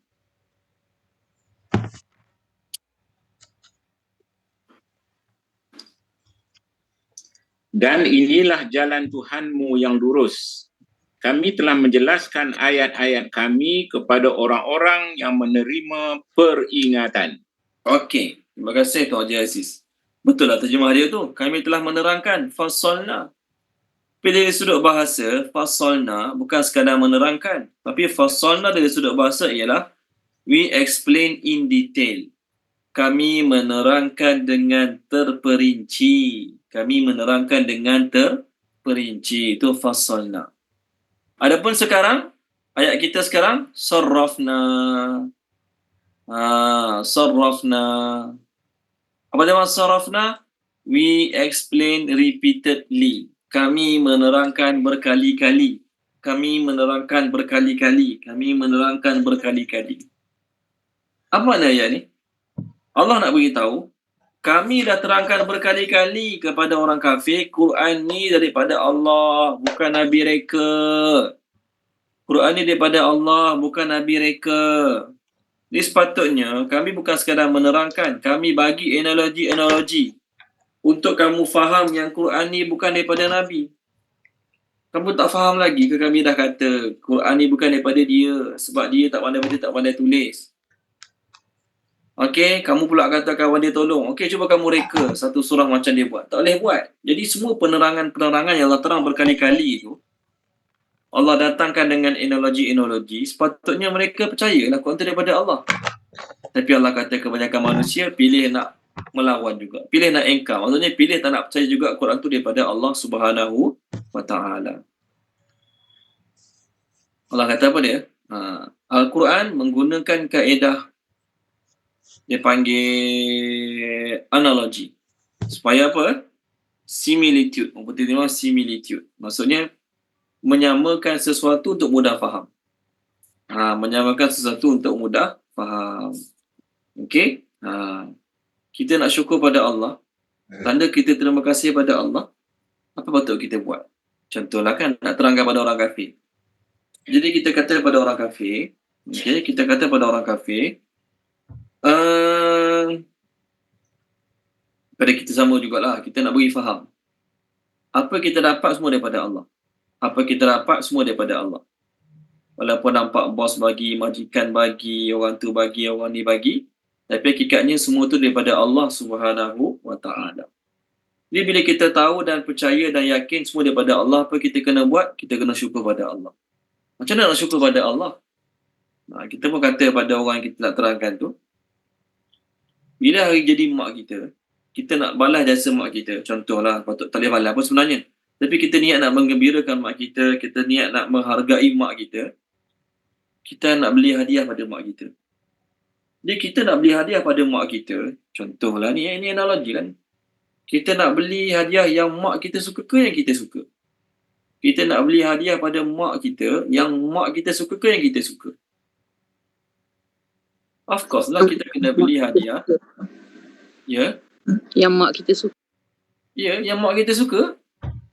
Saya suka mancing. Ada 2-3 biji joran kat rumah. Mak saya tak minat langsung mancing. Tiba-tiba hari jadi dia beli hadiah joran kat dia. Sebatang, 2 batang. Dia dapat apa buat kat inyo joran. Contohlah. Kita akan beli apa yang kita tahu mak kita suka. Suka tudung, beli tudung. Suka pinggan mangkuk, beli pinggan mangkuk. Itu orang betul menghargai, nak balas jasa kebaikan mak pada kita. Betul kan? Samalah juga. Kita tahu, kita yakin bahawa semua daripada Allah. Allah bagi kita hidup, Allah bagi kita nafas, Allah bagi kita kesihatan. Jadi patut tak kita terima kasih pada Allah? Patut, sangat-sangat patut. Jadi nak terima kasih pada Allah, ikut cara yang kita suka ke ikut cara yang Allah suka? Kita nak terima kasih pada Allah, kita nak menghargai pemberian Allah yang berbagai-bagai pada kita. Kena ikut cara yang kita suka ke ikut cara yang Allah suka? Ikut cara Allah suka. Sebab tu orang Kristian, orang Yahudi, orang Nasrani, yang mana mereka mengatakan mereka juga orang syukur pada Allah. Mereka merasakan mereka bersyukur pada Allah.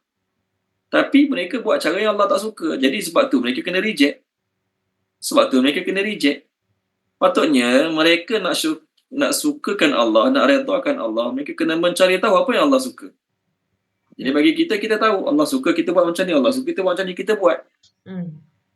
Bagi mereka buat apa yang mereka suka. Jadi oleh kerana mereka buat apa yang mereka suka, mereka tak layak dapat tempat yang baik di hari akhirat kelak. Itu contoh. Nak bagi faham orang kafir bahawasanya mereka punya amalan walaupun baik Allah tak terima. Sebab tak bertepatan dengan kehendak Allah, kesukaan Allah. Kita nak buat Allah gembira bukan ikut apa kita suka. Kena ikut apa Allah nak. Allah gembira, Allah suka kalau kita buat macam ni. Kita buat macam ni, bukan ikut apa kita nak. Ayat-ayat lain, saya akan refer ayat-ayat lain menunjukkan bahawasanya Quran ni datang dengan berbagai-bagai analogi. Kalau kita pergi kursus penyampaian. Nama kelas tu apa dia? Ceramah memukau. Orang yang buat kursus ni nama ceramah dia adalah ceramah memukau. Jadi dalam ceramah ni dia kata apa? Penceramah yang hebat adalah penceramah yang bijak bermain dengan analogi.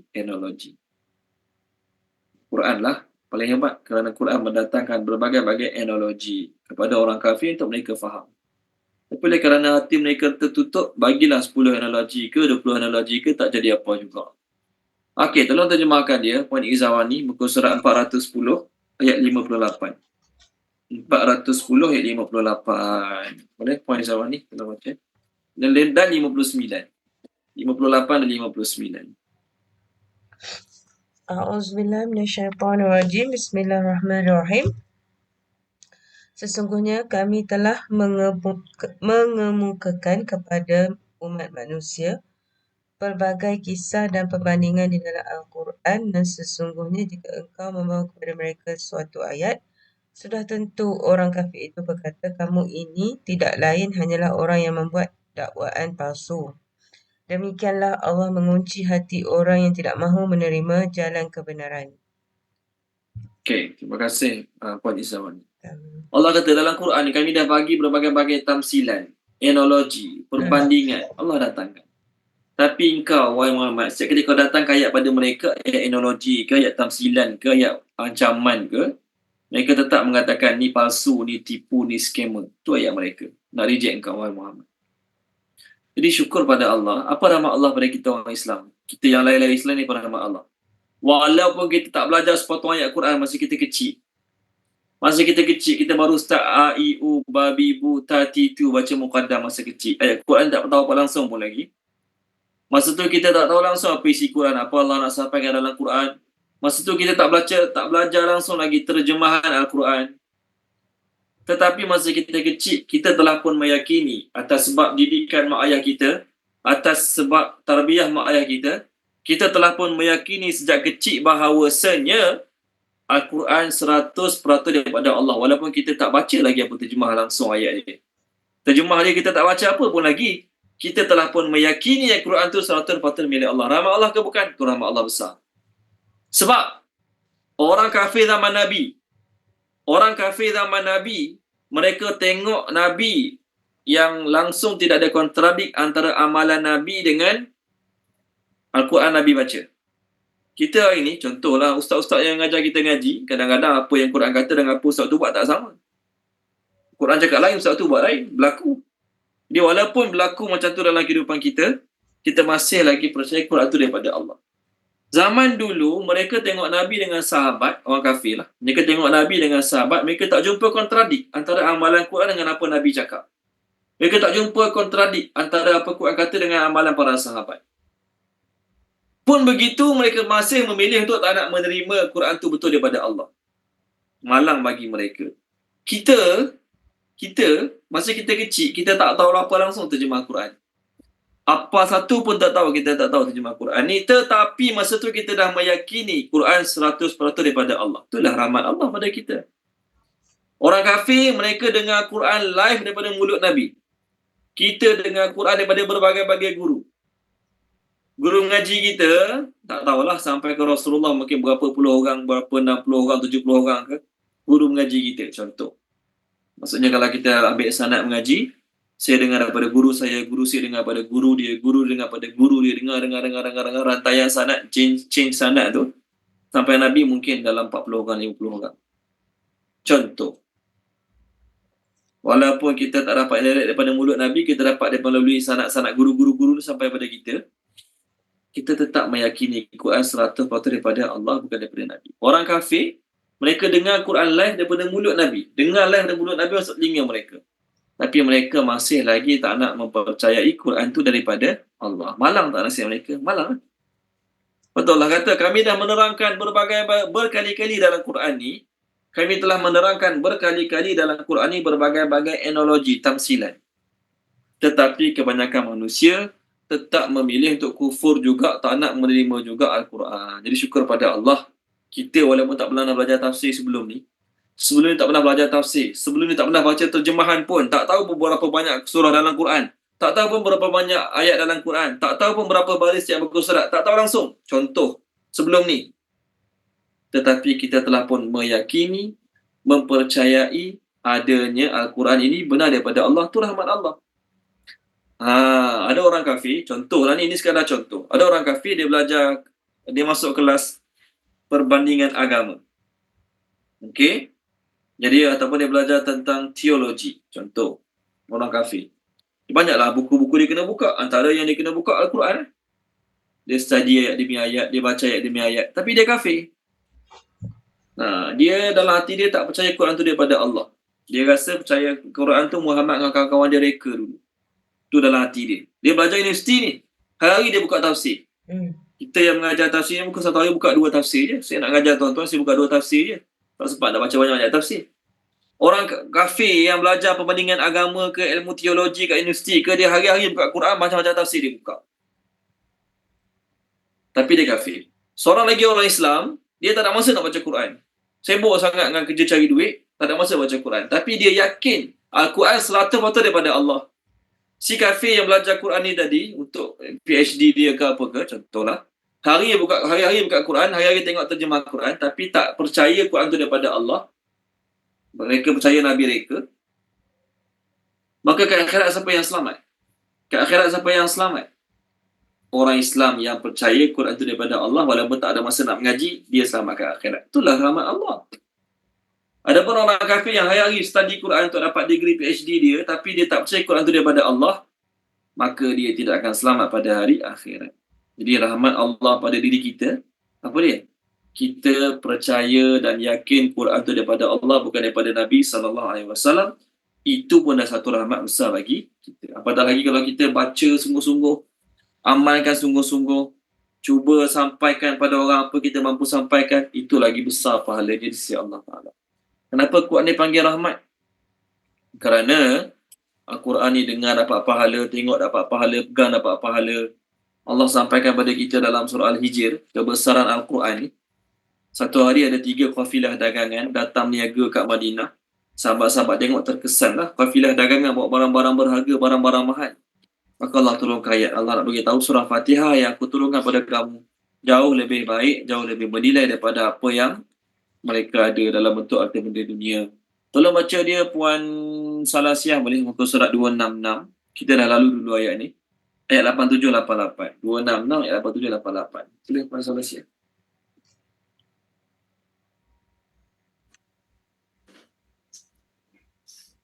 Ayat berapa Ustaz? 8788.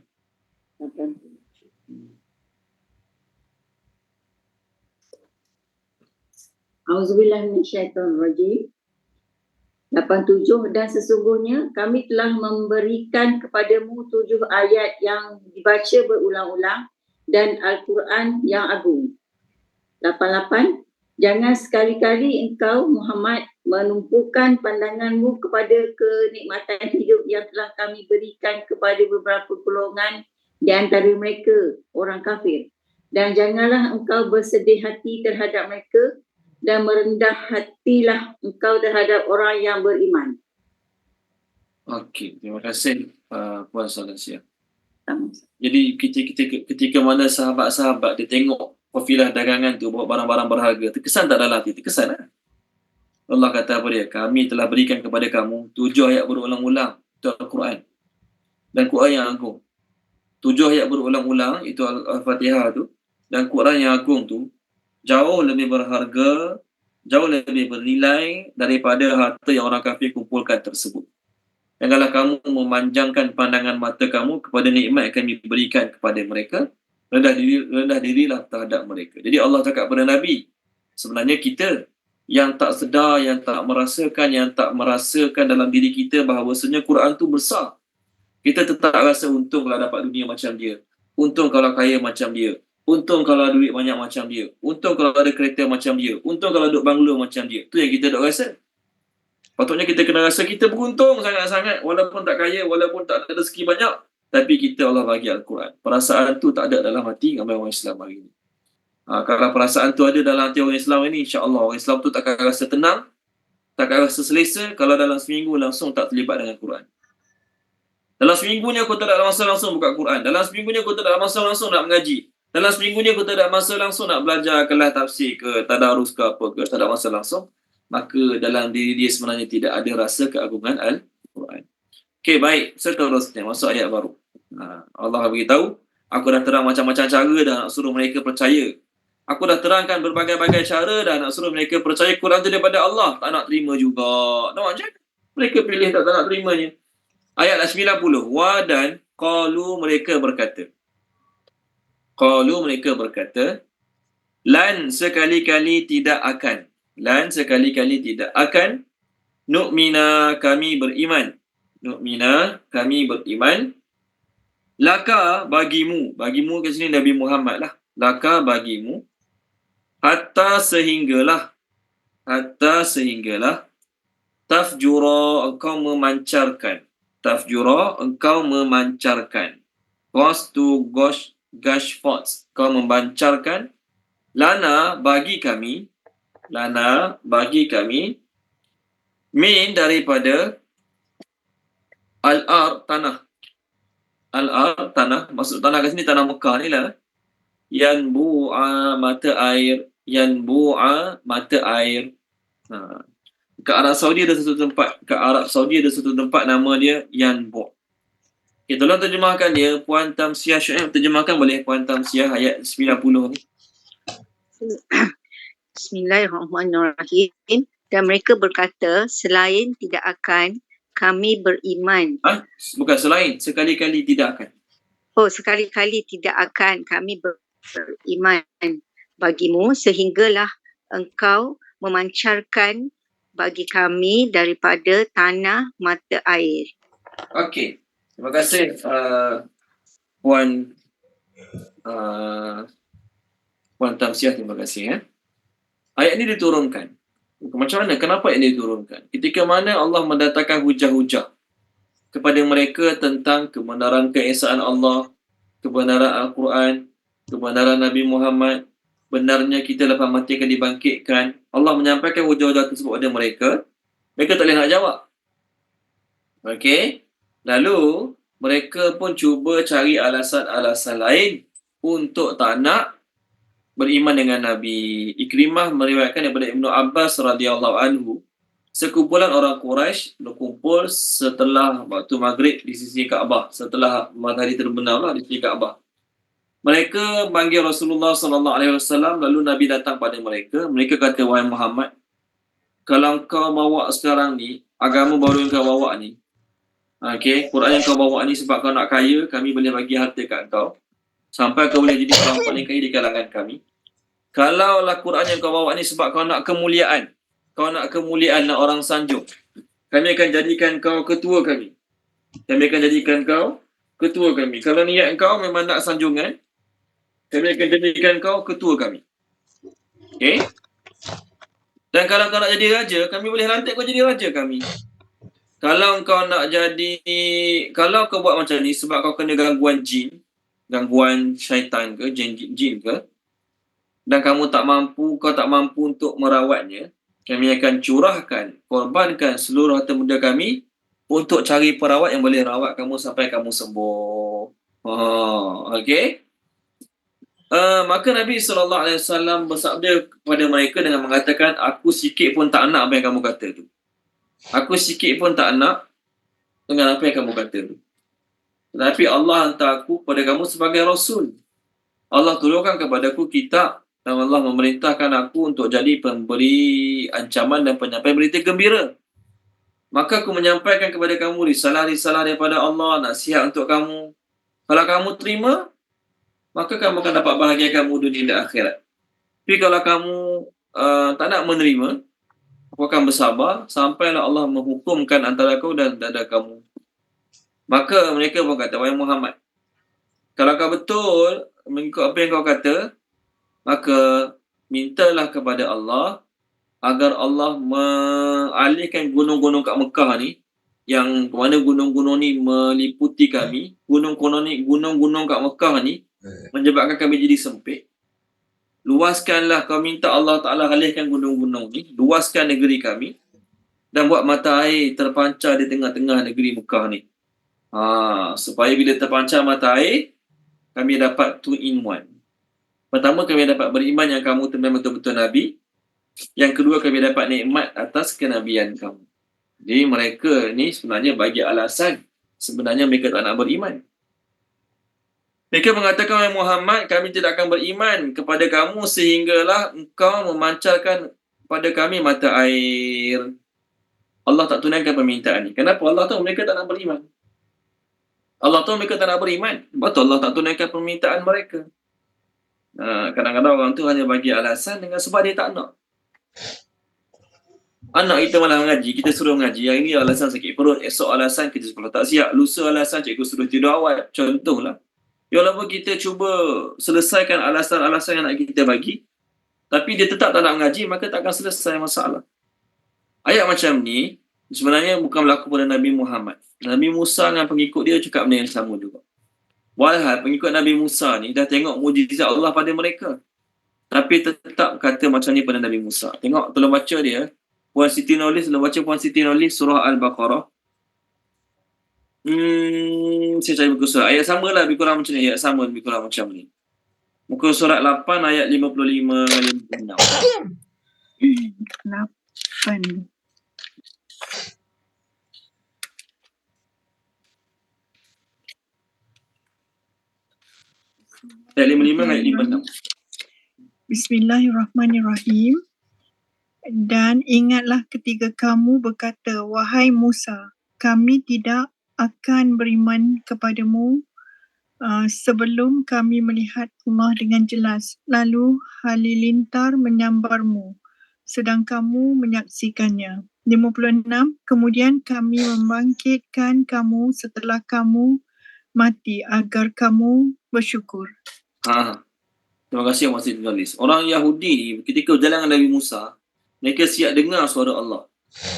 Dengar suara Allah. Bukannya mukjizat kecil-kecil ni, dengar suara Allah. Tapi mereka katakan Nabi Musa, kami takkan beriman sebelum kami dapat lihat Allah. Faham, Allah matikan mereka, lalu Allah hidupkan balik. Syukurlah. Ayat kita sekarang ni, Allah nak cerita orang musyrikin ni minta macam-macam. Ayat 90, 91, 92, 93, macam-macam permintaan mereka. Di permintaan mereka bermacam-macam tu Allah tak tunaikan. Kenapa? Allah tahu dah. Kalau tunaikan pun mereka tetap tak nak beriman. Kalau tunaikan pun permintaan mereka, mereka tetap tidak mahu beriman. Okey, satu ayat lagi. Satu ayat lagi ni nak cerita permintaan mereka yang kalau Nabi dapat tunaikan pun, belum tentu mereka akan beriman. Permintaan mereka yang kalaulah Nabi dapat tunaikan permintaan mereka, belum tentu mereka beriman. Tapi yang pastinya apa dia? Mereka dapat manfaat. Ataupun takuna adalah laka bagimu, bagi Nabi Muhammad, jannatun, kebun, min daripada nakhilin, kurma, wa dan inabin, anggur, fa lalu ataupun maka tufajiru, kamu dapat memancarkan lah, boleh memancarkan. Betul terjemah gush forth, mancar dengan laju. Al-anhar, sungai-sungai, khilalaha, di tengah-tengahnya, tafjira, dengan pancaran-pancaran air yang baik. Okey, ayat last kita lah hari ni ya. Tolong terjemahkan dia, Puan Rohaya, ayat 91 ni.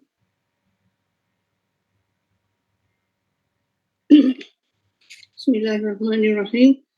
Ataupun adalah bagimu kebun kurma dan anggur, lalu kami dapat memancarkan sungai-sungai di tengah-tengahnya dengan pancaran air yang baik.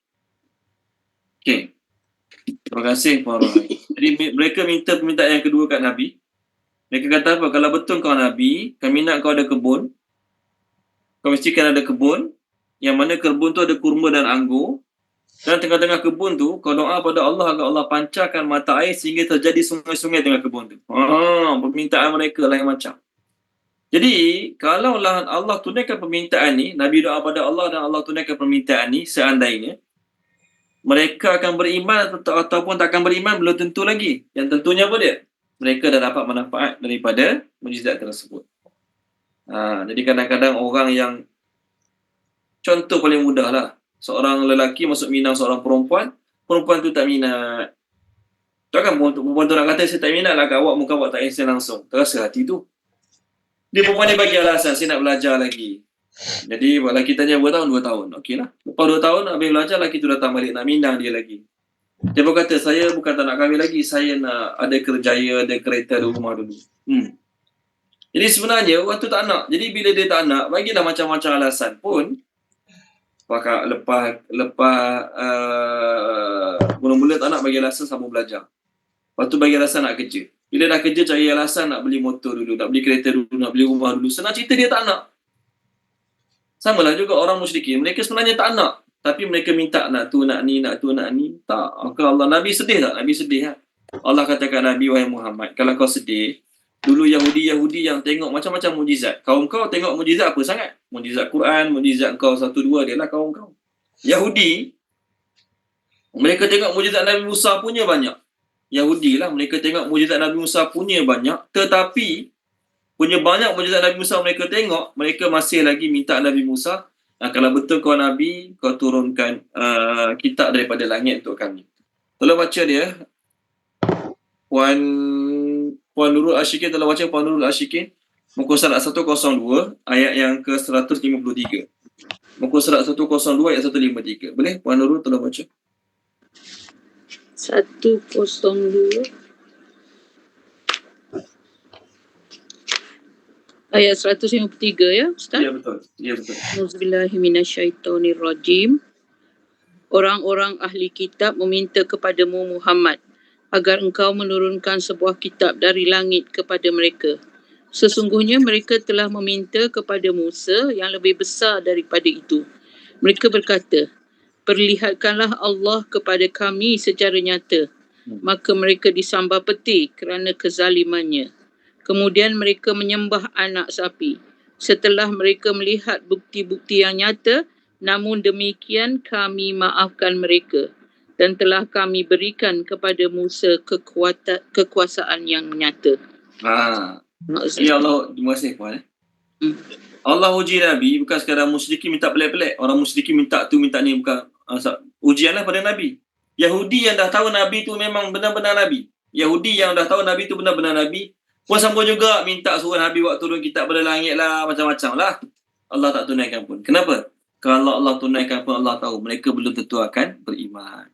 Syukur pada Allah, kita tak tahu dalil, tak tahu hujah langsung. Kita tak tahu dalil, tak tahu hujah Quran tu daripada Allah. Kita tak tahu pun sebelum ni. Ya, orang tanya Quran tu siapa punya? Allah. Allah turunkan kepada Nabi. Ya, Nabi terlibat tak? Nabi tak terlibat dalam buat Quran. Dah, Allah terima iman tu. Orang kafir Allah terangkan macam-macam cara nak suruh mereka faham. Quran tu daripada Allah. Bukan Nabi Muhammad reka. Bukan kawan-kawan dia reka. Bukan cikgu dia ajar. Macam-macam cara Allah terangkan. Tapi orang yang tak terbuka hatinya, tidak ada rahmat pada dirinya, memang takkan percaya sampai bila-bila. Okey, kita berhenti sini dulu. Kita sambung minggu depan insya-Allah. Apa yang baik daripada Allah Subhanahu Wa Taala, apa yang tak baik daripada kekurangan kelemahan saya. Mohon maaf pada tuan-tuan dan puan-puan, minta ampun pada Allah Subhanahu Wa Taala. Bismillahirrahmanirrahim. Subhanallah wa bihamdihi, subhanakallahumma bihamdika, asyhadu an la ilaha illa anta, astaghfiruka wa atubu ilaik. Allahumma zayyinna bi zinatil Qur'an wa akrimna bi karamatil Qur'an wa syarrifna bi syarafatil Qur'an wa adkhilna jannata bi syafa'atil Qur'an ya dzal fadli wal ihsan. Allahumma anfa'na bima 'allamtana wa 'allimna ma yanfa'una wa zidna ilma walhamdulillahi rabbil